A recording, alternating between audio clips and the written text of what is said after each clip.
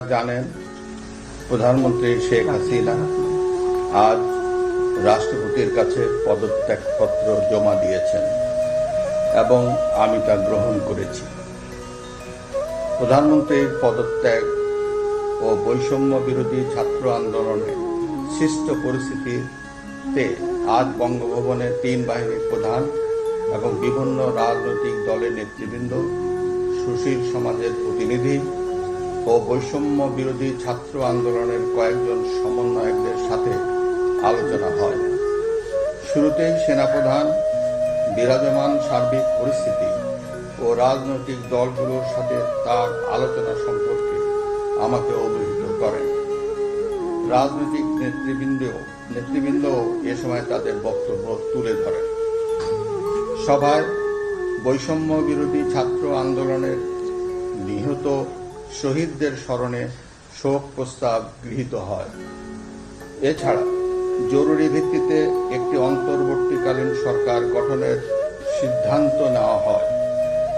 সকল দল ও অংশীজনদের সাথে আলোচনা করে গঠিত অন্তর্বর্তীকালীন সরকার যত দ্রুত সম্ভব নির্বাচনের ব্যবস্থা করবে। বৈষম্য বিরোধী ছাত্র আন্দোলন ও বিভিন্ন মিথ্যা মামলায় আটক সহ সকল বন্দীদের মুক্তি দেওয়া হবে।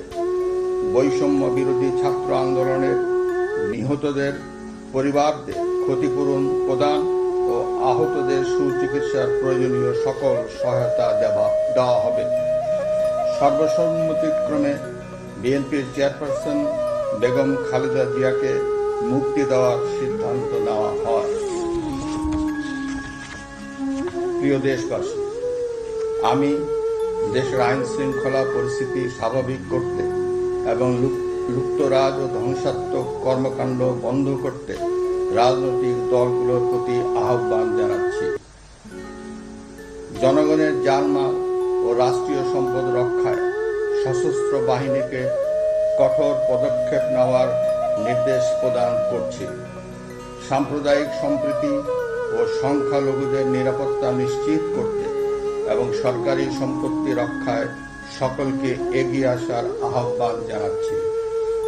দেশের অর্থনীতি, প্রশাসন ও শিল্প কল কারখানা চালু রাখার লক্ষ্যে সকলকে কার্যকর ভূমিকা রাখার আহ্বান জানাই।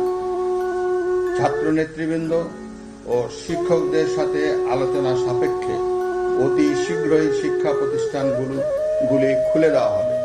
এছাড়া যারা হত্যা ও সহিংসতার সাথে জড়িত নিরপেক্ষ তদন্তের মাধ্যমে তাদেরকে আইনের আওতায় আনা হবে।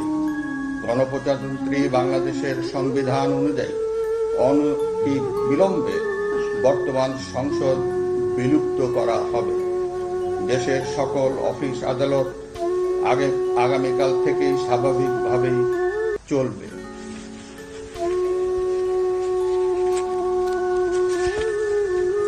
প্রিয় দেশবাসী, আসুন আমরা দেশকে বাঁচাতে একযোগে কাজ করি।